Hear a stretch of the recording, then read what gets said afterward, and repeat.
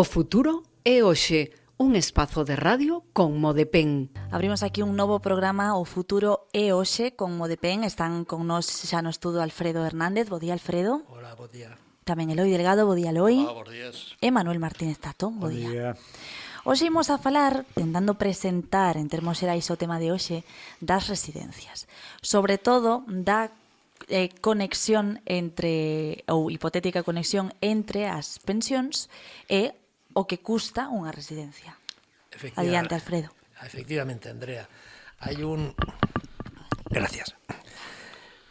Aquí nos planteamos la siguiente pregunta.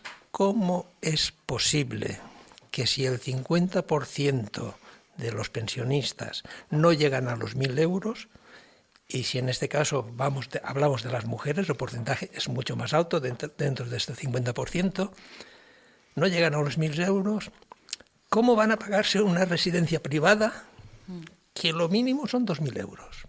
A ver, ¿cómo se explica eso? Tirando do aforrado, pedindo axuda, ou non se pode? Ahí estamos, pero claro, para eso tendríamos que tener salarios dignos, decentes, que te pudieran permitirte o bien pagar la residencia o bien poder haber ahorrado para, pues, llegado a este punto, pues poderte financiar esto, claro. Ahí hay un vacío que, bueno, pues nuestros amigos, tanto Eloi como Tato, nos van a hablar de cifras y cantidades y un poco tocar este tema. Eloi, contanos entón. Bueno, unha forma de empezar, hai moitas formas de empezar sin decir palabrotas, estou mentindo. Sí, porque estos temas generalmente te sacan a paseo antes de empezar, pero bueno, entonces vamos a ser civilizados. Non tanto como no Parlamento, pero casi. Sí, ayer me chamaba a atención que alguén dos líderes políticos sacaba uns papeles tal y le voy a recordar que la Constitución esto non está cumpliendo con la Constitución, non sei que. Pois eu quero decirvos que na Constitución, no artículo 50, dice que los poderes públicos garantizarán, mediante pensiones adecuadas y periódicamente actualizadas, la suficiencia económica a los ciudadanos durante la tercera edad. Asimismo, y con independencia de las obligaciones familiares, promoverán su bienestar mediante un sistema de servicios sociales que atenderán sus problemas específicos de salud, vivienda, cultural y ocio. La verdad que esto, visto así, es precioso. Una maravilla. Realmente, los padres de la Constitución, además se notaba que a mayoría eran mayores, pero no necesitaban da pensión. Entonces, claro, os que viñeron detrás siguen cumplindo un pouco tamén que a mesma premisa. Se olvidan de que van a ser maiores e cando son maiores ou xa están a punto de marcharse dali, isto, a maioría, pois sinceramente, destes servicios non precisan. Pero claro, somos 10 millóns e medio de pensionistas en España. E efectivamente, como decía Alfredo, o 50% non chega a 1.000 euros de ingresos de pensión. E, lógicamente, se supón que para cumplir mínimamente con estes preceptos que están contemplados na Constitución, pois debería haber forma de que, sobre todo, aqueles que voluntariamente, lógicamente, pero sobre todo por necesidad, porque voluntariamente e con poder económico, por desgracia, non son a maioría, ou non somos, se supón que debería haber este soporte público. E claro, vamos a ver. En España, residencias públicas hai 1.574. Para dar números. Estamos falando de 10 millóns e medio de personas jubiladas mayores de 65 anos. En Galicia, que é o que nos atañe a nós, e vamos a procurar sempre que, falando en general, pero a nosa cercanía, estamos falando po Baixo Miño, e sobre todo para aqueles que nos queiran escoitar, en Galicia hai 30 que recollen 1.120 plazas. Pero en Galicia hai 700.000 galegos e galegas maiores de 65 anos. E cada vez vai haber máis. Sí. Claro, no, pero estamos nos ceñindo a datos a día de hoxe. Lógicamente, e por sorte, a vida, pois, bueno, o índice de vida é maior. Polo tanto, como mínimo se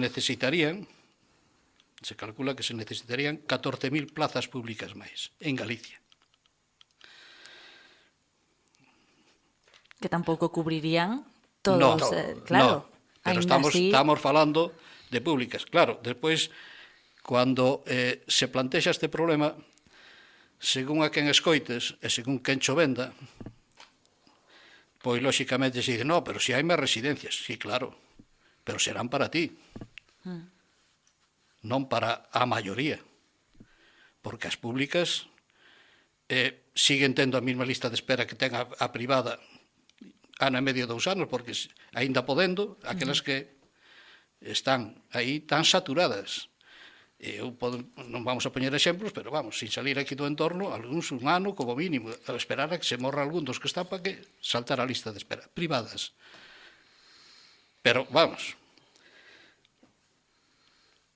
planteado así, non cabe duda que temos un problema de non só de residencias, senón da primeira fase do que sería complementario, isto xa comentáramos unha vez moi de pasada, para ir paliando, como mínimo, o esforzo familiar que supón, que eso será un tema que máis adiante habrá que tocar de forma monográfica, ter acceso aos centros de día públicos que alivian, sobre todo, a situación familiar, os cuidadores que no noso entorno, en Galicia sobre todo, acaban sendo ou deixas de traballar e atendes aos teus maiores, ou te atende un maior que cobra unha pensión parecida a túa do campo de 700 euros e acaba estresado peor co propio enfermo porque non ten onde deixalo siquera media jornada.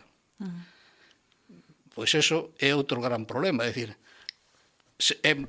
ainda tanto ou peor que co das residencias. Debería haber, como mínimo, según o número de población, cada 2-3 concellos, sobre todo no rural, un centro de día de un mínimo de capacidade. Aquí no Baixo Miño hai un en Tomiño, 40 plazas. Olla, A Guardia, o Rosal e Tomiño teñen que ir ali. A lista de espera é de 2 anos para arriba. Sinceramente, planteado así, o tema da falta de residencias, eu creo que é un tema que dá moito que pensar, pero sobre todo debería dar moito que falar. É que concienciar a xente para que a súa vez lle recorde a quen nos administran desde a primeiro nivel, que son os concellos, hasta a propia Xunta de Galicia, que é un tema que hai que tomar moi en serio, máis en serio que aquilo de coller competencias que logo non son capaces de desarrollar. Ahora vamos a coller a lei de costas, porque resulta que lle vai a interesar a unha serie de intereses creados gobernar as costas desde a propia Galicia, por exemplo. É dicir, a min esos problemas non son os que me van a dar nin de comer, nin solucionarme o problema do día a día das persoas maiores que temos no noso entorno. Vale. Ben, non sei, Tato, que querrá manifestar. Tato. Bon día. Bueno, eu non vou a falar de residencias, xa se encarga Loi, que está doutorado en residencias, pero vou a falar da incidencia do diñeiro circulante e como non o están quitando para cumprir todas as nosas necesidades. As residencias é unha delas que nos está retraendo, que a unha amplia población non ten posibilidades de acceder a unha residencia, aínda que sea social, a menos que sea un pobre de miseria, un desahuciado. Entonces, daña gracias, deixan o palí e xa morrerás cando queiras. Pero, se observamos, nos últimos anos para cá, están subindo a pensións, que hai unha suba de pensións, pero non estamos mirando o retraimento que nos fan ao mesmo tempo, porque nos están subindo os anos da base reguladora para o cómputo do que vamos a cobrar, que agora está en 25 anos xa, 25 anos, e que no 2027 van a ser 29 anos, con dous de querencia que elige o time os máis, digamos, máis pobres, para facer a media. Pero xa son 2 anos máis, co cual, si antes, si cobrabas 100, vas a comprar 95 ou 92, porque estánche detraendo, estánche quitando da suba. E iso non é todo. O sea, nestes momentos a economía para xente traballadora ou as clases baixas como mal chamadas, xente con necesidades, estáse poñendo cada vez máis difícil. Sí, porque non é só a residencia, é o medio que a sanidade, é que a jubilación aos 20 anos, quítanche o diñeiro, é todo un saca. E dice, bueno, subirnos un 3% as pensións, un 4% os salarios. É que? Fastidiarnos un 5 máis, un 8. Estás perdendo un 5%, pero é todos os días. O costo de vida sigue subindo, co cual as posibilidades do benestar aspirado por calquer humano, hai moitos que xa non hai posibilidade, que teñan esa situación de benestar, porque non teñen posibles para alimentarse ben, para ir un día a dar unha volta por aí, un día a unhas vacacións en que sea o Montarolla, non hai posibilidades. Entonces son múltiples os temas que están fai un tempo para cá en contra nosa. E ademais, co agravante de que, visto lo visto, la cosa está que arde. Se leste esa noticia da bolsa que recomendaron, non? A xente asustada, ai, mío, non, mira, non, vas aí, compras unha maleta grande, xa está, metes aí os cacahuetes. Se refiere a las mochilas de subsistencia en caso de guerra. Sí. Ou en caso, hai que puntualizar aquí tamén... Unha maleta. Hai que puntualizar aquí tamén que non só están recomendadas para o inicio dunha guerra, tamén para esas situacións na meteoroloxía, desastres naturais e demais. Igualmente, calma con iso, porque... Sí, pero no subyacente o tanque. Unha recomendación, claro. O outro é un adorno, queda moi bonito, que tamén está ben, pero vamos, que a xente está asustada, como dicen que tal, que quedou... E iso non é grave que pode ocurrir. Non estamos lonxe de que ocurra calquer catástrofe, do índole que sea, pero con independencia diso, o problema é o deterioro social que está ocurrindo sistemáticamente, como nos van, toma, 2, a caminar máis ras, bum, 5 anos máis, 2 anos máis para jubilarte. Continuamente nos están recortando por un lado e recortamos por outro. Isto non ten moitas solucións, que non nos pensemos. Eu sinto moito pola xente que está hoxe en activo, teña a edad que teña. Canto máis novo sea, peor vai estar, peor vai pasar. Ademais, estou seguro, ojalá me equivoque.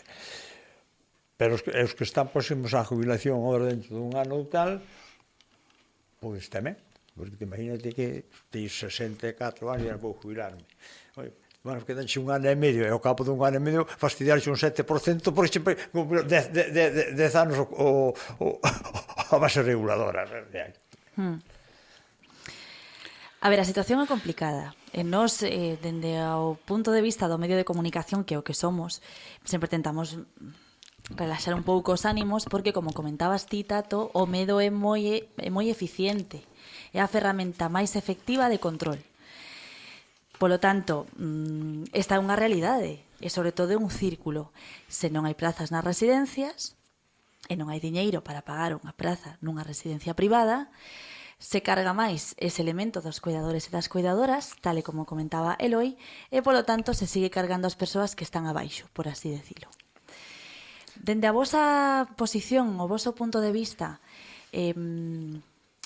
cal sería a solución máis inmediata ou factible? Ui. Eso é tan complicado, eh?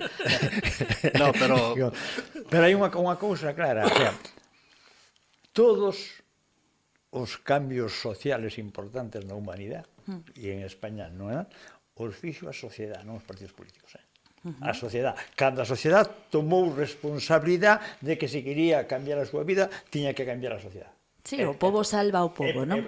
Puxose ao frente. Eso é inviable. Pero desgraciadamente nos tienen, yo no sé, nos darán algo en el agua o en el vino, porque tú lo sabes que cada vez que nosotros llamamos, que lo único que pedimos es que la gente venga, que no hagan nada más. No vienen. Cualquier manifestación, cualquier reunión, que hay que ir a Madrid. Entonces, que simplemente se trata de eso, que la gente vea que sale a la calle para protestar y exigir sus derechos. Aquí un elemento moi importante, con as persoas maiores hai moita xente que os ve moi lonxanas, non? Eu non estou nese punto, non me afectan as pensións. Sí que nos afectan. Claro, entón aí está o elemento de que, como non me toca, non me intereso. Quero confiar en que isto vai a ir mudando, eu penso que pode mudar, pero é algo moi complicado, porque tal e como le vamos falando aquí, hai moitísimas patas, é necesario incidir en todas elas, non? Vamos a ver, se me permites, sí, claro. Hai que a solución, antes que a solución é facer pensar a sociedade, a xente, os que estamos afectados, os que podes estar afectados inmediatamente, é que en Galicia, volvo a insistir, porque se buscamos solucións hai que buscarlos desde a cercanía, porque eu, amigo, que pasa en Norteamérica, pois, sinceramente... Lógico. Bien.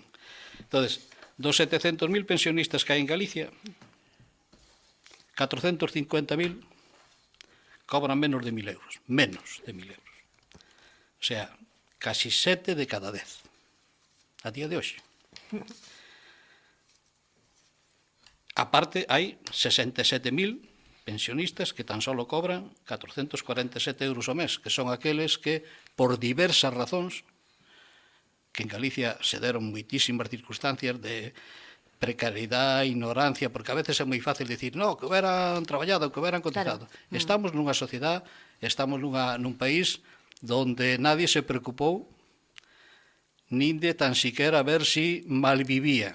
E ainda sigue morrendo xente sola nas casas ou nun cortello falando mal, é dicir, porque, bueno, pois a despoblación é moi grande e a desatención cada vez é maior. E non cabe duda que si hasta ahora o sistema se preocupou moi pouco, por moito que digan, de estimar que isto é un tema prioritario. Si non somos prioritarios os galegos, para os políticos galegos, primeiro terán que contarnos a nós cuáles son as prioridades para poñernos cada un no seu lugar. Porque, claro, solucións, claro que sí, porque as inversións, e cando se aproban os presupostos, hai moitas posibilidades de xogar con elas. E incluso teñen opción de ir a créditos, que estamos endeudados hasta as orellas. Xa son aquí un teléfono. Sigue, Lois. E, sin embargo, si se endeudan, a veces é para auténticas tonterías. É dicir, ahora mismo nos venden que se endeudan para pagar peonadas, para que se fagan, por exemplo, servicios asistenciales ou médicos, cando no seu momento non se preocuparon de que se iban a jubilar determinada cantidad, de que había que crear máis centros de salud, etc. Oiga, os que estamos, e os que ahora mismo hai, co que hai, imposible. A partir de agora, sería tan complicado pensar un pouco, non en total, pero como mínimo un pouco, en esta realidade sacada dos seus datos, é dicir, porque ademais estamos falando cos datos que dan os propios medios oficiales, é dicir, as consellerías correspondientes, a Xunta de Galicia, o Goberno Central, etc. Porque, en fin, oiga, se usted vai a subvencionar se nos ocurra, non? É dicir, porque nós temos un lema que non falla e cada vez, por desgracia, vai ser máis certo. Nós decimos, quen goberne o público se defende. Porque, ou unha de dúas. Ou nos esquecemos do público e pasamos a ser un país viva la Virgen, ou realmente nos preocupamos do cidadán, pagamos impostos, e que nadie me veña dicindo que vai baixar impostos, porque cada vez que o escoito me lleva al demonio, solo lle pedimos que os administren ben. Eso. Que nós tamén os pagamos. Por lo tanto, cada vez que a partida sea para subvencionar a implantación dunha industria contaminante non sei onde, non vou dar nombre ni nada, ni de un duro, 5 residencias máis, para subirse o sueldo como fixeron aí poucos parlamentarios sin consultarnos a noso 7%, o 7%. Pois daba para facer media residencia a un centro de día. Queren solucións? En outro programa podemos traer unha relación de solucións que podemos darnos a eles, pero van ser capaces eles de levar a cabo parte delas? Non o sei. Nos exigimos que si o fagan, porque teñen medios, recursos e, ademais, podemos. Pues por lo menos quedará dicho. Claro, xusto. Por iso emprazamos ese tema que vamos a abordar, claro que sí. Para o próximo. E non só unha vez, de seguro que non, porque para nada. Porque isto dá para falar moito e hai que facelo. Alfredo, Loi, Tato, moitas grazas aos tres e volvemos a falar en 2 semanas. Radio Municipal de Tui. Espera que Javier xa te botaba de aquí. No. O Javier está tranquilo, sabe que hoxe veño son de paz. Era un aviso, Di, Tato. Sí. No, o tema é moi complexo porque estamos falando de cuestión de tipo social e de masas sociales. Entonces aí é onde empeza o problema, non? Porque socialmente todos somos moi boas personas, agradables, de vez en cuando cabreamos, pero as masas sí que é complicado. Esa é outra historia, xa non somos tan bons. E xa falaremos tamén diso. Até dentro de 2 semanas. Moitas gracias. O futuro é hoxe, un espazo de radio con Modepen.